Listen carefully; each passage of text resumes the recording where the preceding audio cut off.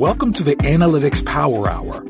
Analytics topics covered conversationally and sometimes with explicit language. Hello, everybody. This is the Analytics Power Hour, and this is episode 225. You know, each moment is small on its own, but some of them loom large. And for all of us here at the Analytics Power Hour, this is a big one, a great one. As you know, we recently were able to bring Valerie Kroll and Julie Hoyer in to guest co-host while Mo was out on leave. It was great. So great that we thought, how can we keep this going in some fashion? So I am pleased to announce that we have offered and they both accepted joining the show as co-host officially. Now, this won't mean that we'll have 5 of us on every show. We'll rotate somewhat, but I couldn't be more honored and proud, along with Mo and Tim, to officially welcome Julie and Val to the show. Yeah! Thank you. All right. So, anyways, so this episode's a little unique because we're going to all be on it, and this will be great because to kick off this new phase of the show, we're talking about stakeholder buy-in. It's funny because as I was thinking about this topic, the song They Don't Care About Us by Michael Jackson was going through my head the entire time, which is sort of weird. But I do think there are misperceptions and some illogic around that. But there are also opportunities that maybe we can uncover in a conversation about this. So we assembled a team of experts. That's us. So let's dig in. Welcome to the show, Julie. Hi, happy to be here. Back again. Back again, and now back in an for official good capacity. That's right. That's right. Never leaving. Welcome, Val. Hello, hello, hello. Awesome. Welcome, Mo. Howdy. Awesome. Although, Julie, now I have Eminem back again playing in my head, so, thanks for that. Okay, and welcome, Tim, who probably doesn't get either of those two song references from the past 2 minutes. Nope. No. Michael Jackson I'm vaguely familiar with. Okay. Anyways, all right. And I'm Michael, not Jackson. All right. Well, let's dive into this because we all have stakeholders and most of them do care about us, but we do sometimes run into problems, I guess, in that regard. So I think if we talk about sort of stakeholder buy-in, stakeholders are obviously people who need access to the information the data provides. They need insights. They need information. They need to be influenced sometimes to kind of choose the right direction. They need input on strategy. And as data and analytics professionals, that's kind of the role a lot of times we play as sort of advisors to people who are in charge of making decisions or needing to make decisions in the business. I mean, to me, the fundamental, as we were kicking this topic around, it's the challenge that if you cannot find anyone in business today who doesn't say that it is a top priority for them to be data-driven and that they are bought into using the data to get those insights and make decisions, which all sounds great, but in my experience, I feel like they often think, so great, I'm bought in, so here you go, analyst, so go give me those insights. Like there's just this like gaping chasm because they say, I agree to use the data. So now you, the analyst, just give me some insights and recommendations driven by the data and we're off to the races. And that's a challenge because it's an impossible ask. They have made an assumption that, and I know I'm kind of caricaturing it a little bit, but I mean, I've got so many experiences playing through my mind where that was the case. They're like, we're bought into it, so, go make some magic. But I don't think that's even true. Like the fact that sometimes stakeholders are like, we want to be data driven and we're bought into it isn't like, that's what they're saying, but that also doesn't necessarily mean that that's how they're behaving because, sometimes you do come to them and you say like, either like we didn't find something or the data's really inconsistent. We don't have a read on this or like, I had this exact situation happen this week and it's like, and then they're like, well, that's not what we want to hear. And then you're like, okay, well then you're not actually that bought into it because you would be quote unquote receptive to the message, whether it was good, bad or indifferent if you were. And so I think it's this thing of like, It's the same, right? People always say that they want total honesty, but the truth is they really don't. It's the same. Like, everyone wants to use data to inform their decisions, but there's a very big difference between what you say and the reality of how you behave, right? I was going to say the same thing, though, as Mo is like, they will say they want to be data-driven, but when you bring it to them, it actually doesn't change their behavior. Like, they still are acting as if you hadn't told them, or they're looking for you to just kind of like give them the result they expected. So it's like they were going to do it anyways, no matter what. It's kind of like they've done their part by saying, I will be data driven. Like, that's my role. Like, I'll help you invest in technology, even if you want me to help you make a case, and let me know when those insights are nice and cooked up for you to drop into my inbox. I think Mo, there's a key part of it, that the data being inconclusive, and that's like, I want to be bought in, but you can't give me definitive answers. Mm-hmm. I want to be data driven, which my expectation means any question that I ask, you have a lot of data, because I know we have a lot of data. I've paid for a lot of data. And if you come back and say, well, it's a mixed bag, or it could be this, or it could be that, or we don't actually have the data, or we need to go collect new data to answer that, all of that, I think, falls in. I think that's actually a really big one, that it's like the data is not going to give you this perfect, definitive answer.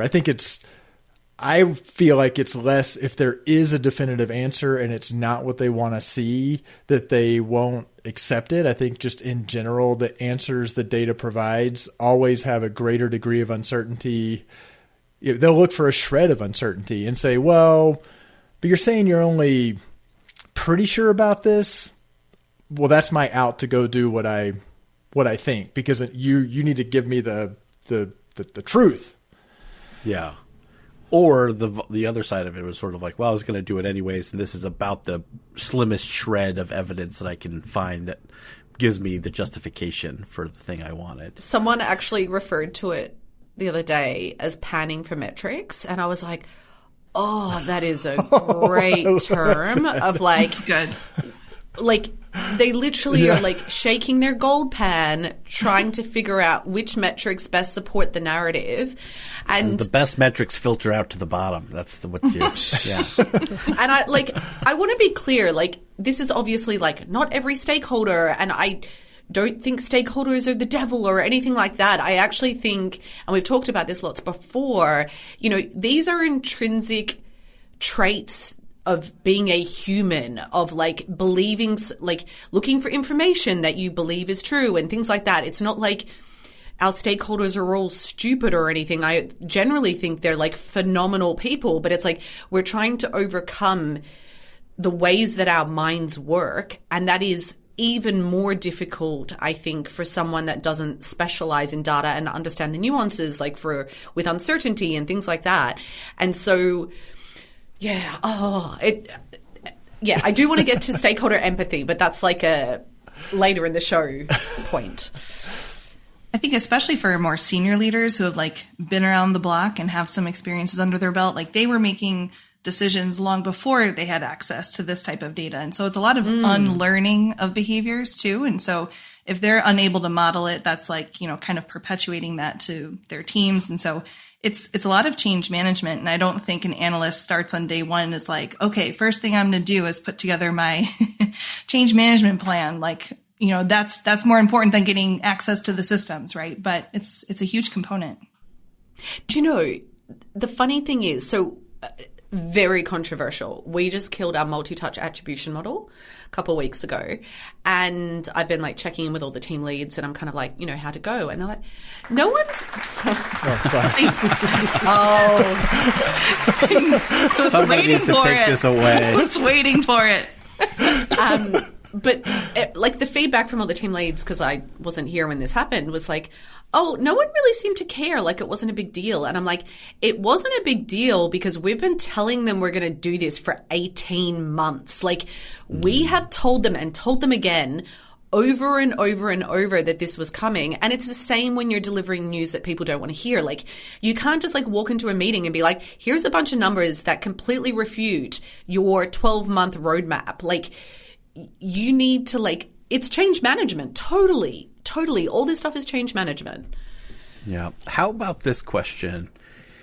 Have you observed, because I certainly have, that you're not the only one, the only voice in the conversation when you're communicating data, results, or insights, and that other people are also contributing? So like other agencies maybe, or other partners, wherever, coming from other places, like people will be like, oh, I analyzed this too, and I came up with this.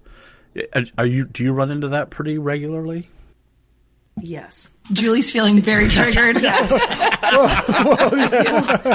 Yeah. Let me say yes one more time. All the time. Well, like, talk about that a little bit, Julie, because I think that's more common than we even realize, and maybe that's part of the problem sometimes too. Yeah, definitely. I think it's hard when you have your group of stakeholders actually like at your client, and you are one of the agency or consultative voices at the table. And, you know, in the background, sometimes what I run into too is like, they're talking to us saying, we believe you, like we, you know, you kind of share things, what's going on, your thoughts ahead of time. They seem very aligned. You get on the call, you're presenting what you found, maybe questioning some things about different strategies they're using for media or what the intent behind some of them is. And then you get the other agencies coming in and saying, oh, well, actually, that's what it's meant to do. And your stakeholder kind of like stays silent, even though they were questioning it. And it gets very hard because it's not my job to tell the agency they're wrong. And I can't hold that other agency accountable to what I heard my stakeholders say, like on a other one-on-one call. So it gets very tricky. And it very much is a question of, okay, so have you guys changed strategy in the coming weeks or months? Are we going to see a change? Are you saying everything's staying the same? Stakeholder, are you saying this is what success looks like? Because from what we talked about, it didn't seem like it. From our point of view, it seemed like, you know, there should be some shifts. Yeah, it's not a fun, like, monthly cadence to be on. It's hard. Well, that goes back to a little bit in the mind's eye of the stakeholder that, like, sure, no, it's data, it's objective. So no matter who looks at it and which data set, it's all going to point in the same direction. And so then in that sort of client multi-agency scenario, like, and there are different agendas, whether malicious or conscious or not, like different data sets available, all of that. And then the stakeholders like comes in saying, I'm ready. I'm expecting agency A, agency B, and consultant C to all basically arrive at the same conclusion. And when they don't, they're like, oh, wait a minute, but I want to be data driven. And again, it kind of bounces back to, well, you guys need to go figure it out because you're not all giving me the same answer. When the reality is, it's like, well, everybody may be right. And it's the fastest way to kill like that trust too is all you have to say is, well, in another system the number looks different. That's not what I saw. Immediately, you've killed all decision making or trust that might have come out of that meeting. It's like the easiest way to do it, whether it's intentional or not, like used for good or evil. Like I feel like that just kills it. And to your point, Tim, what blows my mind is in these monthly meetings that you get stuck in of like, let's talk about last month, which ended 3 weeks ago, and talk about what happened, like to make decisions moving forward. You know, they get so caught up in explaining what happened and they want you to magically tell them which direction to go down the road, but they haven't told you if the road has a left and a right. It's like a 3-path fork. Are there 5 directions they might go? They're just like, I'm standing at the edge of a cliff, like, which way should I jump? And they're expecting you to come out with, here is exactly where you should go. And it's never going to happen. I mean, it does. Like, we need to have like a egg timer in this thing with, like, this is not to say that stakeholders are bad or dumb or evil. Like, it goes back to the empathy. Like, that's the challenge because they kind of have an expectation and they're not necessarily armed with the tools. And then I think they're usually really trying to help. Like every time a stakeholder, when they give a very, very specific data request, like that's kind of an alarm bell because it makes me, they're trying to be helpful, but they may not actually be asking for the right thing. Yeah. And that winds up being another, but in the case where numbers are jibing, if the stakeholder says, I can help by decreeing that we need to figure out which system is right or understand the discrepancy, and all of the sudden multiple resources are heading down trying to reconcile numbers because it's tangible, and even the analytics get sucked into that. Do you know, it's almost like my experience with where there are different numbers. Like, they can't take a step forward until we can explain why the numbers are different. And it's this real, like, generally I'm like, if it's less than 10%, I don't give a shit. Like, I'm not spending, or I would tell someone in the team not to spend time on it. But for stakeholders, they're like, no, I need to know why it's different. And that's not always a question we can answer. And it actually, just even thinking about it now, makes me kind of want to pull my hair out, because one of the times that I was in, that's kind of like blending a little bit of the pain you were talking about, and Julie, and what you're referring to, Mo, on site with a client, and we were dealing with this multiple agency partners, different consultants in the room. And we took a quick break, and I could tell that, like, our primary client, he was nearly in physical pain because he was so distraught about numbers not lining up and matching. And so I actually went to one of the agency partners on the side and was like, hey, like, can we like go grab a Starbucks real quick? And I was trying to like get him on board with, before we meet next time, like, I wonder if like you and I could connect and we can just like try to figure out like what the story is, whatever. And I was so surprised by his reaction. He's like, it just creates more questions for me, which means that my contract will probably renew. So I don't mind the questions. And I was like, what? Whoa. And I was like, I can't even take this back to my client. But I was like, this is going to be this hard every single month, every single time. This poor client. That is gross. Yeah, that's rough. Very callous. That was rough. All right, it's time to step away from the show for a quick word about Piwik Pro. Tim, tell us about it. Well, Piwik Pro is easy to implement, easy to use, and reminiscent of Google's Universal Analytics in a lot of ways. I love that it's got basic data views for less technical users, but it keeps advanced features like segmentation, custom reporting, and calculated metrics for power users. We're running Piwik Pro's free plan on the podcast website, but they also have a paid plan that adds scale and some additional features. That's right. So head over to piwik.pro and check them out for yourself. Get started with their free plan. That's piwik.pro. All right, let's get back to the show. Okay, Tim, can we talk about, in prepping for this episode, you talked about like the fundamental question is how to fight the frustration that they just don't get it. And I feel like that is, you're spot on, the core of the issue. One of my bugbears at the moment, and I'm trying so hard to like get everyone around me to not use this language of like, oh, we need to educate the stakeholders. Like, I find it so fucking condescending. And like, I know that when people say we need to educate the stakeholders, like, it's coming from a good place, but it's almost like, you're an idiot and I need to teach you a thing or two. But it comes back to they don't get it. Like, that is the reality. And we are trying to help them understand it. But it's like, fuck, I can't even talk about this without having this like really visceral physical reaction to the topic.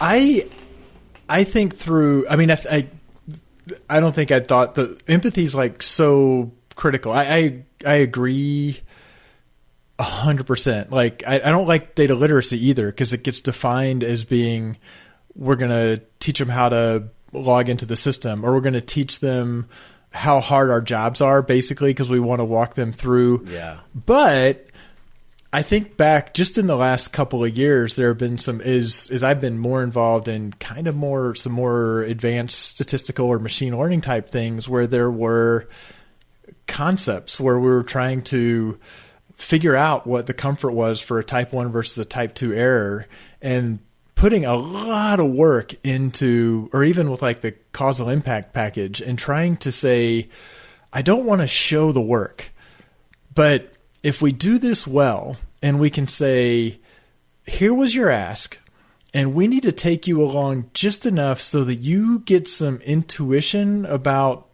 what we're doing, and you'll pick up in that case that there's some uncertainty in it, and you'll get visuals that you can internalize, so that then I like to think that's then taking them forward as well. It's like, in the moment you had a specific ask, we came up with a way to address it. really laboring hard on the communication and the visuals to say, I am not going to walk through and try to teach you statistics, but I do want you to be really comfortable with what we did and what conclusions we can and can't draw from that. I think is one, and none of that has to do with, well, you're dumb and I need to, because it's the flip side. I need to be completely inside your head so that I'm communicating to you really effectively, even though maybe the back of my brain is like, you just don't get it. I find myself asking the question directly more and more of like, how close do these numbers need to be together, or how much confidence do you really need to have to be able to make a decision? Because that sort of helps me then know, like, okay, for this stakeholder, for their decision-making process, how comfortable are they? And I don't deal with the advanced concepts you deal with, Tim, as the quintessential analyst. Yeah, you knew I had to slip that in there this episode. You got to get a sound for that.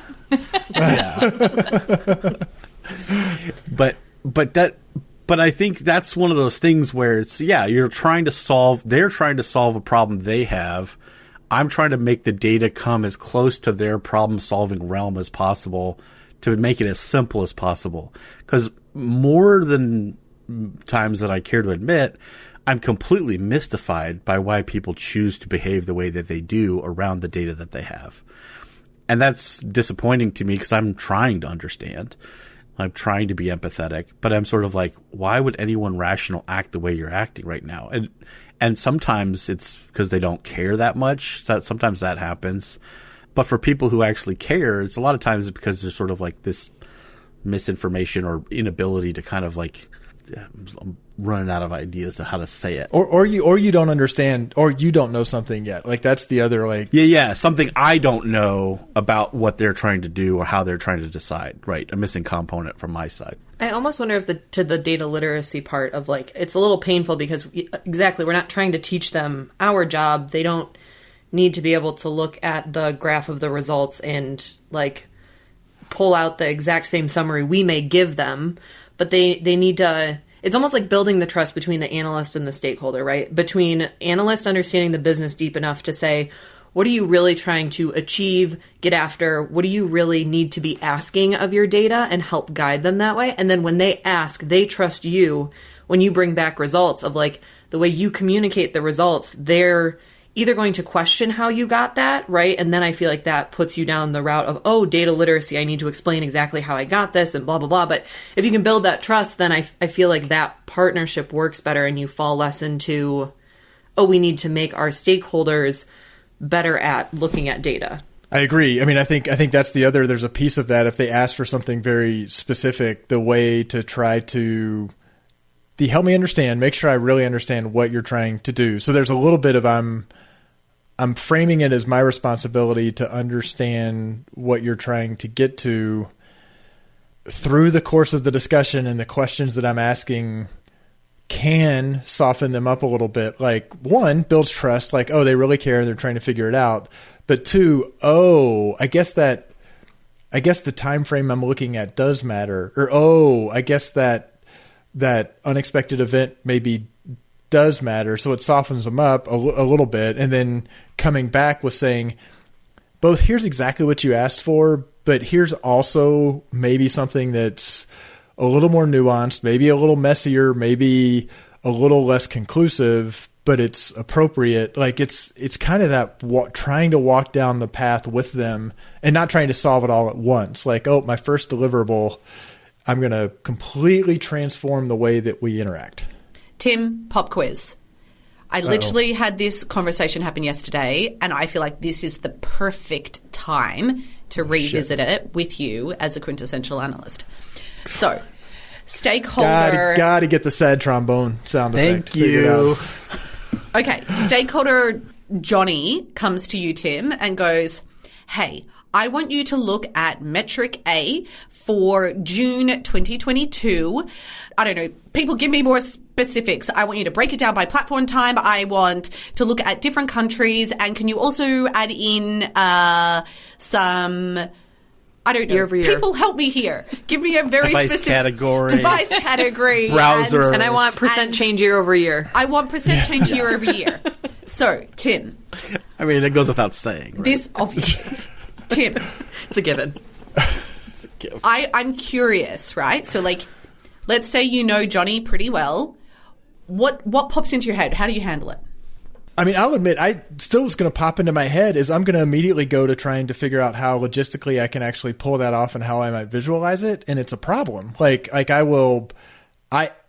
think is, I don't think I'm the only analyst who has that, is if you're giving me something that's challenging and specific, I'd probably start doing the math of saying, well, if you want it broken down by this and by this and by this, let me explain math to you. You just said 6 times 4 times 12.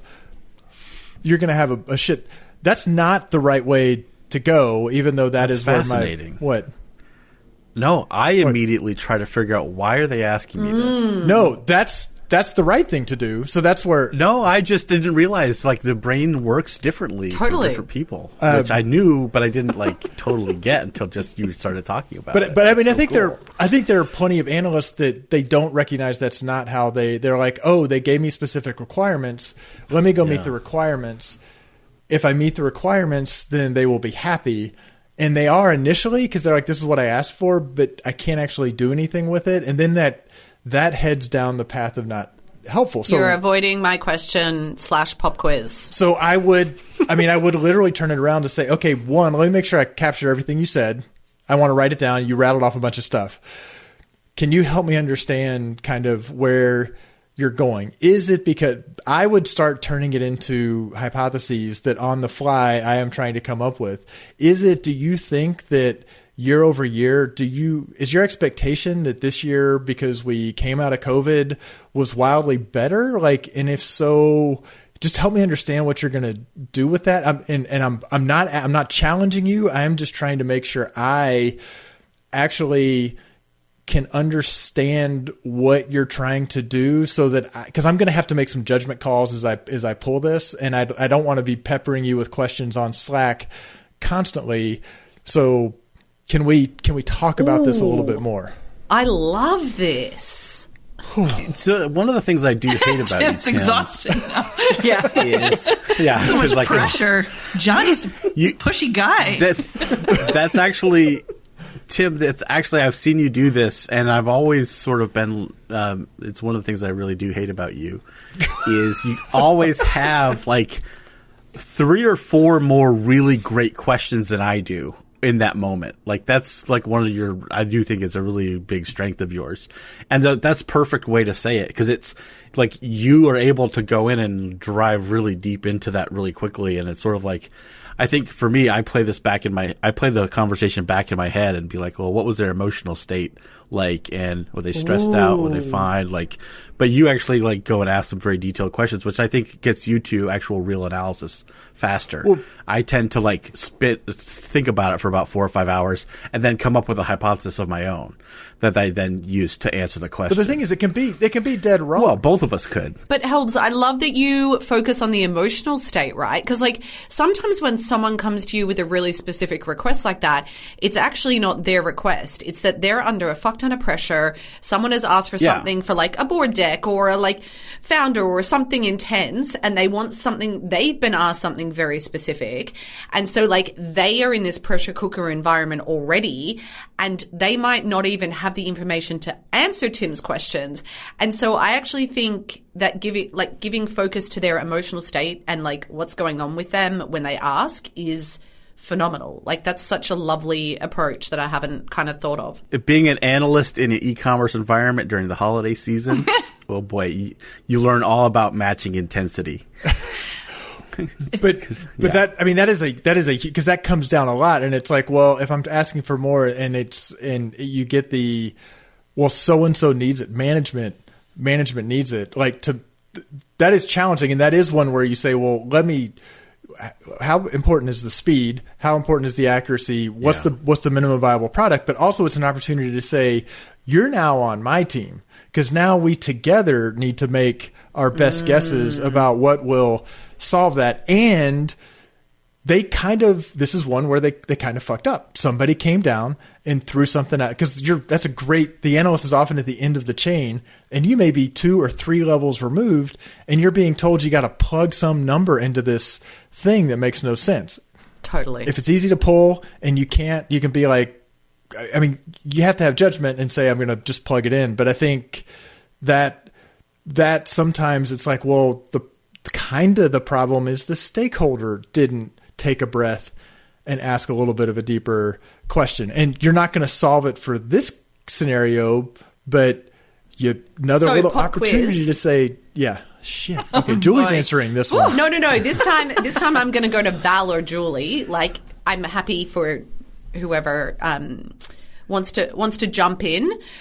In this scenario where it has come down the line and the analyst is the last person, what are your views on, do you think, like, I like Tim's approach of like, okay, stakeholder, we're now on the same team. We're trying to answer this question together. But do you think it's important for the analyst to just work with that stakeholder, or do you think they should go back up the line and be asking questions so they can better understand the question? I absolutely think going up the line, and maybe even going up the line on your own side as well, because I was thinking about like, how would I react?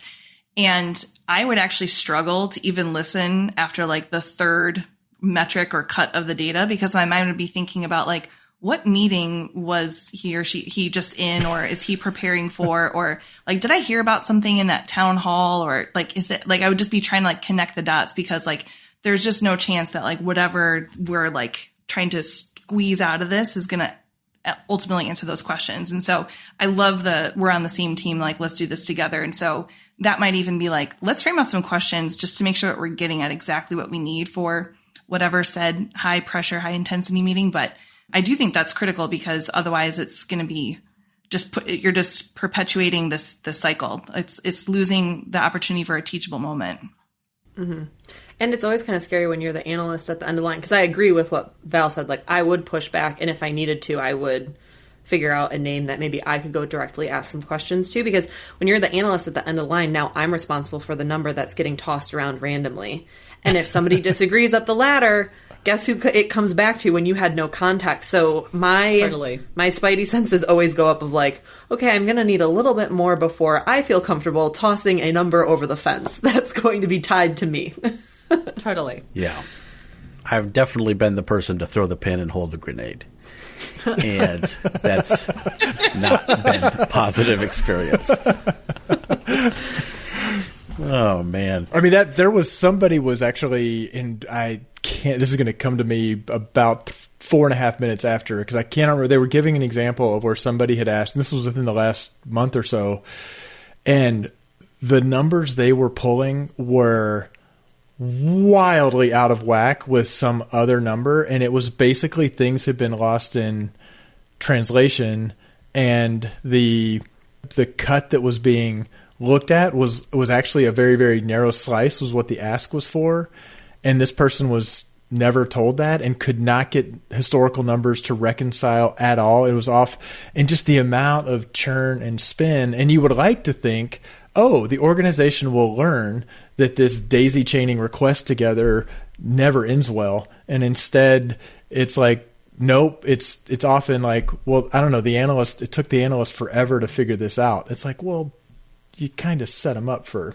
that, but failure. Well, just really quick to go back to something you were saying earlier, Mo, about how you don't like setting aside an initiative for like educating stakeholders, which I agree with as well. Back to taking advantage of like teachable moments. One thing that I really like, because, okay, let me pause. If I were to sit down and put together a deck, like, we're going to educate the stakeholders, it's so easy to be like, okay, we're going to talk about these two topics. And it's like, well, if we talk about ABN testing, you kind of have to add multivariate. And now we need to add this. And now I'm teaching you so many things that like actually aren't critical for you to be able to, in your role, use data to help inform decisions.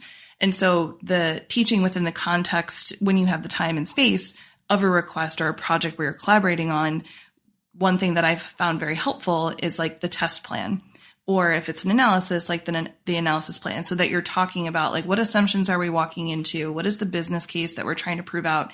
And being able to like step through those questions together when you have like a little bit more breathing room, and like even going all the way through the end, like, what is the outcome matrix? So if this is their outcome, what actions are we going to be taking? And when Julie talks about this with clients that we're on together, she talks about it as like the soft contract for if this is what we see, this is what we're going to go do. And so it's really making sure that all your efforts are going to be tied to action. And there's just a lot of goodness there, but you're not doing all the education at the end when you're presenting the results or the analysis. They're kind of bringing them along that journey. And so then you're making them aware of some of the caveats of this approach, or, you know, some loopholes with this data that we're going to have to like work around.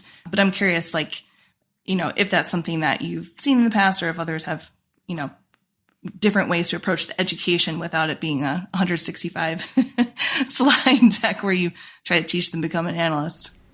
I do think the education up front helps a lot, because I think a lot of the issues we're talking about comes from, again, like the analyst being pegged on at the last part. Like they're not brought into the process and actually brought as somebody to the table, understanding the data and like owning that like responsibility of the project, and like being looked at as a key person on the team to be there from the beginning of someone talking about planning.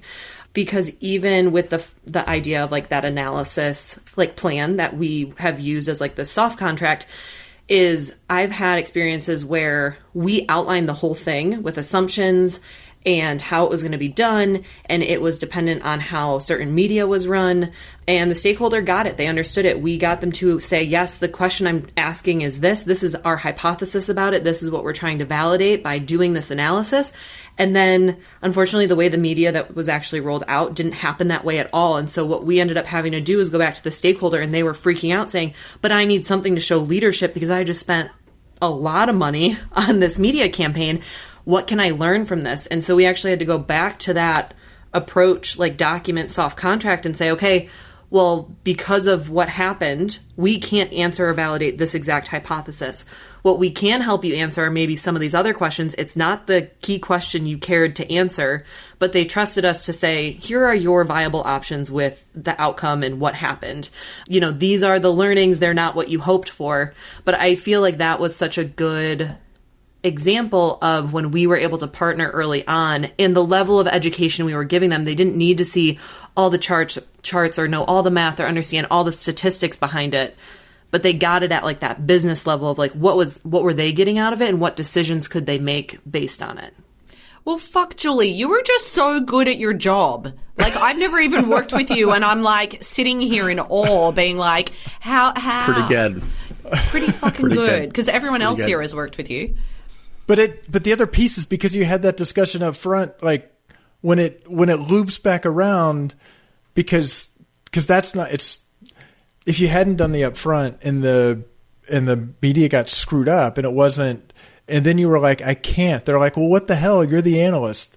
They execute, you analyze, and instead you could be like, but we talked about this enough up front. Like, don't you remember how like the critical thing was that they executed this way and they completely missed it, and we can't just wish that away. Like, if it didn't matter, we would tell them to execute it however they wanted, and we'd punch the magic R code in, and it would solve for it. So it's like having that upfront interaction then sets you up to go back. It's like, well, this isn't what you wanted to hear. I love the let's see what we can find, couching it carefully and like, but this isn't answering the big question. So like, let's not think that that's okay. Because that's the thing I think we forget, that if we say, well, this is screwed up and we'll just do the best we can, and we don't want to throw anybody under the bus, and we want to move ahead, you want people to feel some pain because you do want to drive the change. And so walking that,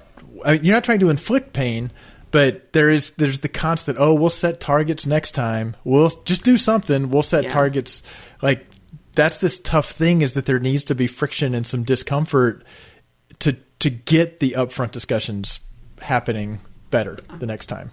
That's definitely my biggest pain points, is like, you want to help them, but how are you like realistic, but you're not like, nope, I'm not doing anything for you. But then you're also not like giving in to the bad habits and giving them false hope or bad information. It's not fun. Yeah. And not come out looking like the bad guy at the same time. Yeah. All right. I want to flip it around a little bit, because we've been talking. I think it's been really great. But I'm sure all of us had at various points have worked with stakeholders who were amazing to work with and were delightful. And so think about those experiences a little bit. What were the stakeholders doing that enabled you that was making that such a great interaction and making it a great partnership? Because I feel like that's how we can kind of end this whole thing on a little bit more of a positive, you know? Please, can I go first? Yeah, of course. Yes, please do. Okay, because I actually, I have had a gazillion amazing stakeholders. What Tim said about, like, we're on the same team and we need to work this out together, it's generally people that are like, here is the problem that I'm trying to solve, and not just like, here is what I want you to do. It's like, here is the problem, and starting there and then working it through together. That is where you always see, like, you see the analysts really push the boundaries on what's possible, and you see, like, generally a really good outcome for the stakeholder too. Mm-hmm. In Tim's word, I have had the best interactions with stakeholders and the best outcomes with stakeholders when they view you as, like, part of their team. Like, we're on the same team, we're working towards the same goal, and they outline, here are my goals, and they kind of open it up to, like, have you actually talk about how can you help me, like, reach those, right? Like, within your wheelhouse, how can we make this partnership, like, as strong as possible? Yeah. It's interesting because I was thinking about this too. I think one of the things for me is if they can tell me what they're trying to do, like big picture, I've felt like in addition to just this one thing we're working on now, I've found other ways to add value to that throughout the relationship where I'm kind of like, oh, I've actually, because I know this about what you're trying to achieve, I've also now done this, this, and this that you don't even think about because you're not in the data. You don't think about these things in this way, but like, here's how I can kind of set you up for success. And so that's kind of cool too, and that feels nice because then I feel like, oh, I might have added some value there. So that's one way I thought about. One of my favorite clients that when I was internal that I worked with, his name is David, and he was super open to like a major reset when we first started our interaction. And one thing I think we should also keep in mind is when we're working with these people in these marketing teams, these product teams, like it's likely that they've worked with analysts in the past. And it's also possible that those have not been positive interactions. And so you're dealing with the trauma, the data trauma of previous interactions. And 100%. That's something to keep in mind. And so David was open to just like taking a quick pause, and we talked a lot about like what we have to each do in our roles to be successful. And I got a really great understanding for what he was accountable for within the store. And so when we would get together at a meet, he would always say things like, the last time we released like all those new products, you said that like did something to like the tags. So just want to let you know that that's going to be changing in a couple of weeks. Like I don't have a date yet, but I'll send you that. Like, is that helpful information? And so we were like always checking in on like, I'm saying this, is this helpful? Is this valuable? And it was just like really open and honest with each other. And so you're like, no, I'm crying because I'm happy. These are happy tears. These are happy tears. Yeah. But that really enabled us to just like no conversations were ever charged. I really felt like what I was doing was like what he needed. I was able to do it in the, appropriate timeframes. No one ever felt rushed or crunched. And so again, like back to partnership, but the reset, because again, there was some baggage being brought to that conversation. It was good. It was healthy after that. I'll throw mine in. I'm thinking of a couple of people in specifically, and it goes beyond them like talking about the business problem, but ones who were like really enthusiastic about their job and what they're doing, and are just like you can't get them to stop talking about giving you all the background and the context. Like, I mean, one, I generally find that interesting if it's somebody saying, well, here's how this works. And they take a big step back and they're just so excited. And this is a lot of times they have to explain that to lots of people. But the fact that they'll take it and say, oh, forget about the problem. Forget about the data that I'm asking. Let me just talk about what I'm doing and why I'm so excited about it. And that's going to then get to what the challenges are. Partly because those are just like, they're interesting conversations. And it goes back to my contention that like actually trying to get inside their head.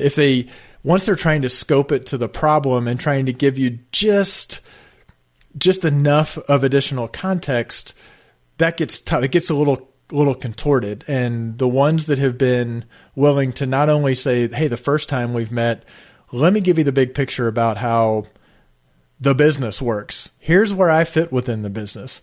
And then ongoing, oh, hey, something happened last week, a lot of craziness going on inside because this is what happened. And then if there's the room for them to spend 5 or 10 minutes explaining how those dots connect and what that means. Because I think ultimately the analysts, I mean, I'm always more successful as an analyst when I actually understand what's going on and I'm interested in it. And it's tough for me to be interested in it if somebody hasn't told me a story that makes me think it's worth being interested in.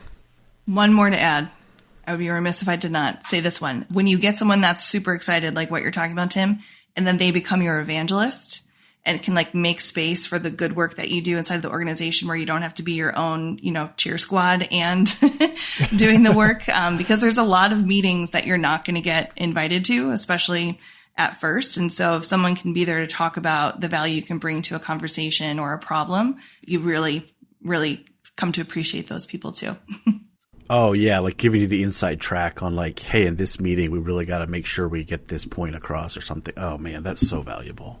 Well, those are the people where I'm like, if I've got any spare bandwidth, those are the ones who I'm going to go try to figure out how to go above and beyond. Like there's only so much time. I want to make them really see things like I know they're on my side. I know we're on a team. Let me invest in that relationship more because they're going to be a lot more authoritative than I am when it comes to talking to other of their peers. I think the other thing for me is also when they really know their metrics. So we talked a little bit earlier about sort of the data fluency, data literacy, whatever. But, I don't need people to know type 1, type 2 errors and that kind of stuff.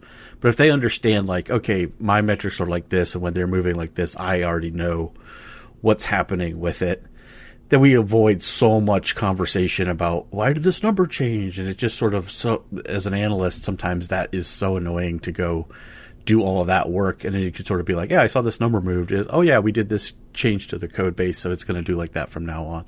Oh, nice. Okay. Thanks. It's like, wow, you already thought about this. You already know the answer. So let's just keep rolling. It's kind of nice. I don't know. I mean, there's the flip side of the people who totally know their metrics, but they're the wrong metrics. They're misguided and you can't get them to move off of it, right? There's, our CPC benchmark, click through. We got to look at the click to open rate. I love that Tim has brought us full circle back to like, we're not going to end on positive. How do we end this on a negative note? There's no way this show can't end on a positive because look at us. We've got 2 brand new co-hosts. Everything is right with the world. That's true. But can I do one? Yeah, Julie, go. Shoot off of what you said. Helbs is like, I think ideal state or like a great stakeholder to work with is one that is less focused on how their metrics moved. Again, like only looking backwards because they're so fixated on explaining out what happened. But like if they are really integrated into the business and they understand some of those bigger storylines happening, right, they're more focused on how do I make a decision moving forward based on my data, right? Like these are the things I control and I can do, and I need you, my analyst, to help me decide which lever should I pull. Or, hey, I really think my gut's saying A, but I trust you to help me test that, right? Or like, there's a lot of nuance there, but if you have a stakeholder that can actually say, I'm less interested in looking 6 weeks ago what happened and you have to tell me exactly why a metric moved up 10%, and I'm more interested in this bigger ecosystem and I'm looking forward because I want to go optimize something or I want to make something better. Like, I feel like that is your golden stakeholder because they're not stuck in this more like classic way of thinking about data and you're always looking backwards. Yeah, having a plan. So have a plan, be smart, care, and look out for your analyst. It's the 4 stakeholder golden keys. The first Analytics Power Hour e-pamphlet will be oh, geez. Now you've gone too far. Speaking of going too far, we do have to start to wrap up the show. We're not going to do last calls this episode as we just wanted to soak in the newness of this whole thing. But Val and Julie, what an honor. Thank you both for joining the show. It's pretty exciting to have you. Yeah, this is going to be fun. And Tim, I know this is going to mean you'll have to, figure out how to ask shorter questions and talk less. And no, I'm kidding. That's probably not going to happen. Anyways, and it's just more work for Josh. And that's right. And Mo, it's great to have you back as well after leave and everything. So yeah, I'm pretty excited about the future. But if you're listening, we would love to hear from you. We'd love to hear from you via whatever way you'd like to communicate with us. And that's best done on the Measure Slack group or Twitter or our LinkedIn page. And so, yeah, we'd love it. Tell us your thoughts. Have you dealt with great stakeholders? Is there a fifth golden rule? I don't know. Let us know. All right. And no show would be complete without a mention of Josh Crowhurst, our awesome producer, whose job just got so much more difficult, but he's up for it. And we can't thank him enough. Josh, thank you for all you do to make the show possible. All right. I know that you probably work with many stakeholders, and as you're working with them, you've got a lot of things to figure out. But remember, from all of my co-hosts, Julie, Tim, Val, and Mo, I know I can say with confidence they would want you to keep analyzing. Thanks for listening. Let's keep the conversation going with your comments, suggestions, and questions on Twitter at AnalyticsHour, on the web at analyticshour.io, our LinkedIn group, and the Measure Chat Slack group. Music for the podcast by Josh Crowhurst. So smart guys wanted to fit in, so they made up a term called analytics. Analytics don't work. I love Venn diagrams. It's just something about those three circles and the analysis about where there is the intersection, right? So I have a mechanical keyboard, so when I type... It sounds highly aggressive. We know. We are aware. So what I usually do is I usually mute if I'm going to type something as best I can, or I try to type super softly. Which never works. Even when I do it, let's see if you can hear this. Yes. Oh, shit! It's mechanical. Yeah.